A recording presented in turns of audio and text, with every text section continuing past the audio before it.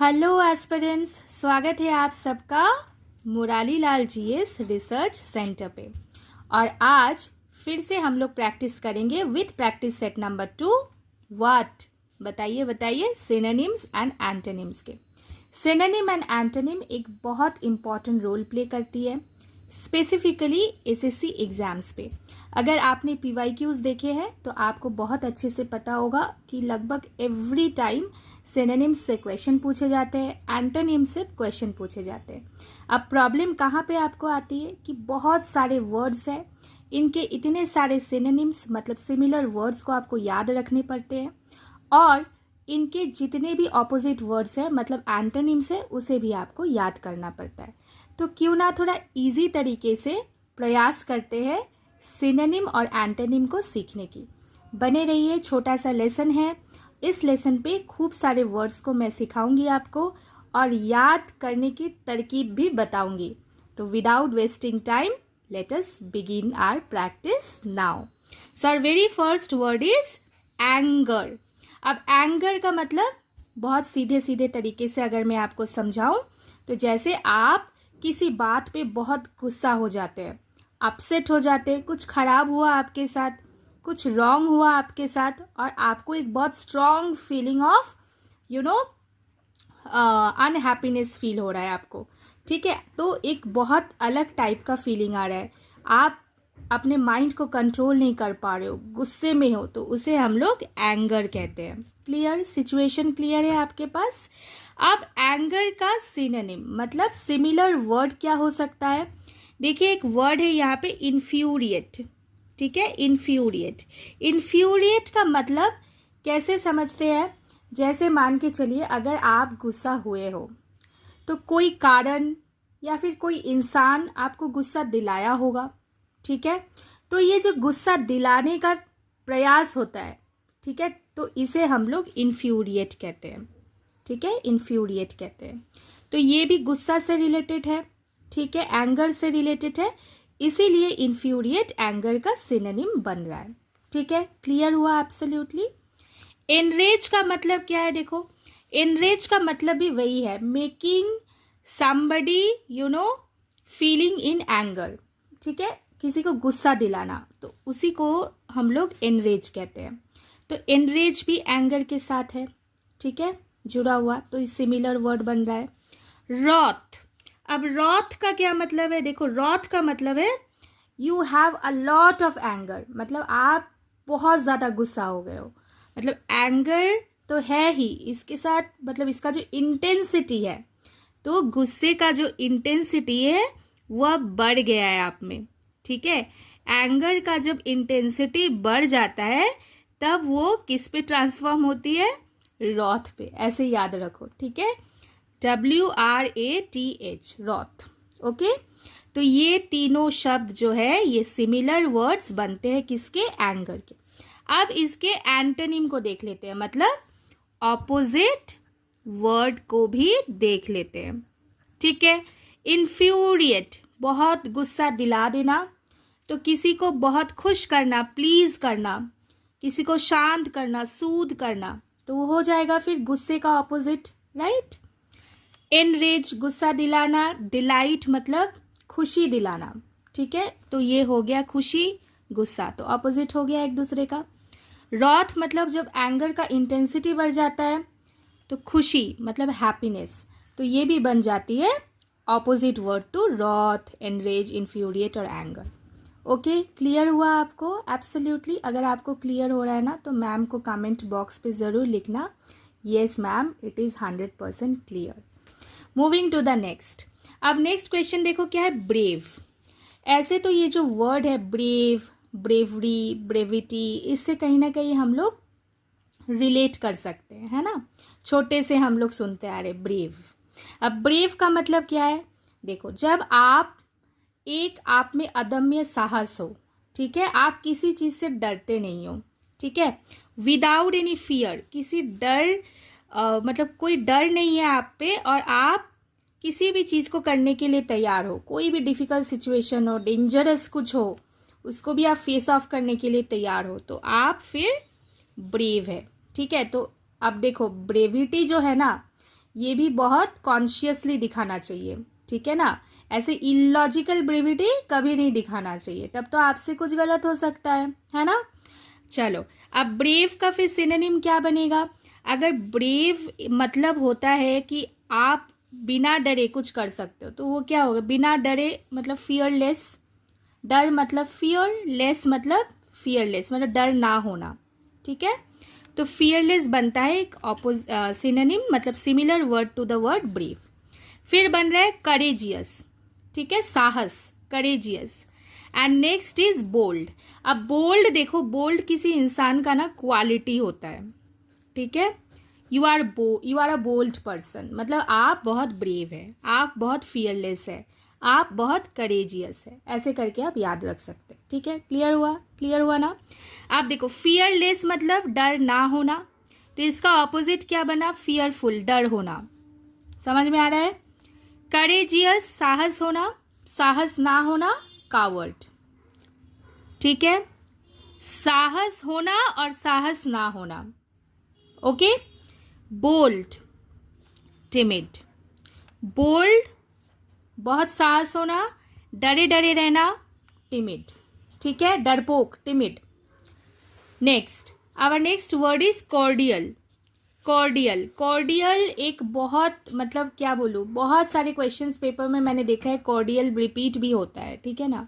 Cordial का मतलब क्या है, being pleasant and friendly, means when you are, जब आप किसी की तरफ बहुत एक फ्रेंडली एटीट्यूड दिखाते हैं, मतलब होते हैं ना ऐसे कई सारे लोग होते हैं, आप देखिएगा कभी कभी आप किसी कोई अनजान आपके पास बगल में बैठा हुआ है, किसी बस में, किसी मतलब ट्रेन पे बैठा हुआ है, लेकिन वो बहुत हंसमुख है, सबसे बात कर रहा है, तो एक बहुत एमिएबल नेचर का इंसान, मतलब जब आप बहुत घुल मिल सकते हैं, तो वो होता है कॉर्डियल, ठीक है। तो फ्रेंडली।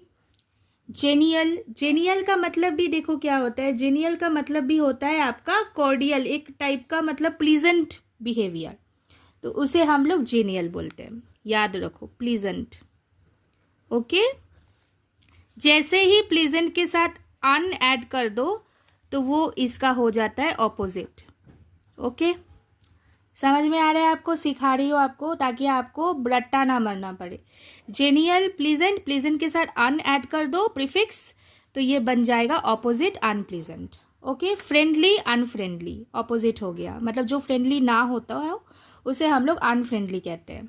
वार्म मतलब क्या, एक बहुत एक फीलिंग से भरा हुआ, वार्म। अनहीटेड, हीट मतलब वार्मथ के साथ, अनहीटेड मतलब कूल, ठीक है। तो ऑपोजिट हो गया, गर्मी एंड ठंडाई, मतलब वार्म एंड कूल, ओके। चलो, नेक्स्ट इज डेफिनाइट। अब डेफिनाइट का क्या मतलब है, चलो अब डेफिनाइट से जाने से पहले मैं ज़रूर कहना चाहूँगी, अगर आप इस चैनल पे नए हैं तो इस चैनल को ज़रूर सब्सक्राइब करें, अगर ये लेसन आपको अच्छा लग रहा है तो लाइक करें, एंड दोस्तों यारों को शेयर भी करें, ठीक है। मैम चाहती है कि खूब अच्छे तरीके से इंग्लिश आप सबको पढ़ाए और आप तक पहुँचे, क्योंकि आप तक पहुँचना भी मेरे लिए बहुत ज़रूरी है, नहीं तो मेरे में जो ज्ञान है या फिर जो मैं सीखी हूँ अपने रिस्पेक्टेड टीचर्स से, तो मैं आपको कैसे सिखाऊंगी, ठीक है ना। Life is all about learning, आप एवरी स्टेज ऑफ लाइफ में कुछ ना कुछ सीखते हैं, और जो सीखते हो ना तो वो दूसरे को भी सिखाने का मन होना चाहिए, ठीक है ना। तो चलो उसी काम को आगे बढ़ाते हुए आज मैं आपके पास लेके आई हूँ synonym and antonym practice set number 2, अच्छे से सीखिए। आगे और भी लेसन्स लेके आऊँगी, इस चैनल पे सर भी पढ़ाते हैं बहुत सारे आपको जीके, जनरल नॉलेज, फिर करंट अफेयर्स, काफ़ी सारे क्वेश्चंस आपको कराए, जनरल साइंस, आप जाके देखिए, विजिट करिए, grab your knowledge, okay, and without wasting time. Definite, तो डेफिनाइट का क्या बनता है, देखो, डेफिनाइट मतलब जब आप एकदम आपके पास क्लैरिटी हो, ठीक है, किसी पॉइंट को लेके आपकी बात हो रही है किसी के साथ, तो आपके अंदर एक क्लियर अंडरस्टैंडिंग हो रहा है, तो इसका मतलब क्या हो जाएगा, डेफिनाइट, ठीक है। प्रिसाइज मतलब जो एकदम क्लियर हो, क्लैरिटी के साथ हो, तो उसे हम लोग प्रिसाइज बोलते हैं, ओके। अच्छा, अब डेफिनाइट का सिनोनिम क्या बन रहा है, मतलब similar word, same word. Definite जब बहुत क्लियर हो तो वो हो जाता है सर्टेन, एकदम निश्चित, श्योर, ठीक है। डिटरमाइन, जब आप उस चीज़ को समझ गए हो, डिटरमाइन कर पा रहे हो, मतलब ऐसा नहीं है कि हेजी है मैटर, मतलब एकदम लूसिड है, क्लियर है, ठीक है ना। Certain, sure and determine. अब सर्टेन से बन रहा है डाउटफुल। अब सर्टेन से और एक चीज बनता है, क्या बताऊं? अनसर्टेन। ये भी याद रखो। चलो और एक बता दिया, ठीक है, uncertain. Okay, sure, unsure, opposite बन गया। Determine, undetermined. और ये तीनों ही किसका ऑपोजिट बन रहा है? डेफिनाइट का। समझ में आ रहा है आपको कितना एफर्ट दे रही हूं मैं? आप भी एफर्ट दो अपने प्रिपरेशन पे। ओके, चलो नेक्स्ट, डू। अब डू तो एक बहुत कॉमन वर्ब है, कुछ करना। Means you are performing an action, you are doing an activity. कोई भी कार्य कर रहे हो तो डू, उसका मतलब होता है डू। अब डू तो देखो एक बहुत सिंपल वर्ड है। अब किसको पता होगा डू का फिर सिनोनिम क्या होता है? अब देखो डू का एक सिनोनिम तो परफॉर्म हो सकता है, ये भी मैं बता देती हूँ। चलो यहाँ पे, ठीक है, एक होता है एग्जीक्यूट। Okay, execute. अब एग्जीक्यूट का मतलब देखो, आपसे कोई काम करवा रहा है, ठीक है, कैरी आउट, कोई करवा रहा है काम, तो इसे हम लोग एग्जीक्यूट कहते हैं। ओके, अब इनएक्ट मतलब जैसे क्या होता है, देखो हमारे पार्लियामेंट में जब बिल पास होती है, ठीक है, फिर प्रेसिडेंट असेंट मिलने के बाद वो एक्ट बनती है। अब एक्ट बनने के बाद फिर उसका एक डेट दिया जाता है जिससे वो एनफोर्स्ड होता है, ठीक है, इनएक्ट होने के बाद फिर एनफोर्स्ड होता है। तो इनएक्ट मतलब क्या? इनएक्ट मतलब पास्ट, ठीक है। ओके, समझ में आ गया? क्लियर हुआ? अब देखो, अब इनएक्ट का फिर एंटोनिम क्या बनेगा, ठीक है, इनएक्ट का एंटोनिम देख लेते हैं हम लोग। फिर इनएक्ट का एंटोनिम क्या बनेगा? तो देखो, अगर डू का execute, enact, carry out, perform, ये सिनोनिम बन रहा है, मतलब सिमिलर वर्ड्स, तो एंटोनिम होगा नेग्लेक्ट, नॉट पास्ट, फेल, ये सब होगा, ठीक है। क्लियर हो रहा है आपको? ये एंटोनिम बन सकता है, मतलब एक ऑपोजिट वर्ड्स बन सकते हैं, ठीक है। चलो moving to next, eager. Eager का मतलब है जब आप में एक बहुत ज़्यादा किसी चीज़ को जानने की मतलब इंटरेस्ट हो, तो उसे हम लोग ईगरनेस कहते हैं, ठीक है। अब ईगर से सिनोनिम क्या बनेगा? Keen, when you have a deep desire to know something. Fervent same है। एंथुसियास्टिक, आप बहुत एंथुसियास्टिक हो, मतलब you are desirous to know anything, involve हो चुके हो आप उस चीज़ के ऊपर।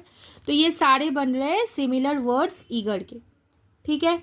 अब ईगर हर चीज़ में हम लोग को क्या दिखा? इंटरेस्ट दिखा, डिज़ायर दिखा, एंथुसियाज्म दिखा। तो ऐसे करके हम लोग ईगर से इसको रिलेट करके रखेंगे, रिलेट करके सिमिलर वर्ड को रखें। अब इसका एंटोनिम मतलब ऑपोजिट फिर क्या होगा? अगर आप किसी चीज़ के लिए इंटरेस्ट है तो अनइंटरेस्टेड हो जाएगा इसका एंटोनिम, ठीक है। मतलब कोल्ड, ठंडा पड़ गए, मतलब आप इसमें जितना वार्मथ दिखा रहे थे, एनर्जी दिखा रहे थे, इसमें ठंडा पड़ गया, ऑपोजिट, अब नो एनर्जी लेफ्ट, ठीक है। तो ये एंटोनिम हो गया। डिस्ट्रैक्ट मतलब आप इन्वॉल्व्ड हो, मतलब आपका ध्यान उस चीज़ पे है, ईगर, ध्यान उस चीज़ पे है, इन्वॉल्व। तो जब ध्यान ना हो तब आप क्या हो जाते हो? डिस्ट्रैक्ट हो जाते हो। तो distracted is the opposite to involved, eager. Okay, and we have come to the last question of this practice set. Okay, that is fair. Fair देखो, वो मेला नहीं, ठीक है, एक फेयर होता है मेला, वो तो सबको पता है। दूसरा फेयर क्या होता है? मतलब जब आप अनबायस्ड हो, ठीक है, किसी चीज को लेके पक्षपात नहीं करते हो, तो वो होता है फेयर, मतलब गुड, जस्ट, ठीक है। अनबायस्ड, इम्पार्शियल, तो ये हो जाता है सारे फेयर के सिनोनिम, मतलब सिमिलर वर्ड्स। तो फिर जब आप फेयर नहीं होंगे तो तभी तो ऑपोजिट होगा, एंटोनिम होगा, तो अनफेयर। अनबायस्ड से बायस्ड हो जाएगा, मतलब पक्षपात आप दिखा रहे हो, तो वो हो जाएगा बायस्ड, फेयर का ऑपोजिट। पार्शियल, किसी चीज के तरफ आपका झुकाव, पार्शियल, आप इम्पार्शियल नहीं हो, पार्शियल हो, तो पार्शियल हो जाता है ऑपोजिट टू इम्पार्शियल। इम्पार्शियल का मतलब क्या है? Fair, just, unbiased. समझ में आ रहा है आपको कैसे याद रखना है? इतना डिफिकल्ट नहीं है, चीज़ों को समझो, याद रखो, कोई प्रॉब्लम नहीं है। चलो we have come to the end of this lesson. I hope आपको बहुत अच्छा लगा होगा एंड आपने कुछ सीखा होगा। अगर आपने कुछ सीखा है तो मैम को भी कमेंट करके बताओ। दोस्तों यारों को शेयर करो ये लेसन, ठीक है ना। Stay positive, take care, stay fit and fine. Thank you.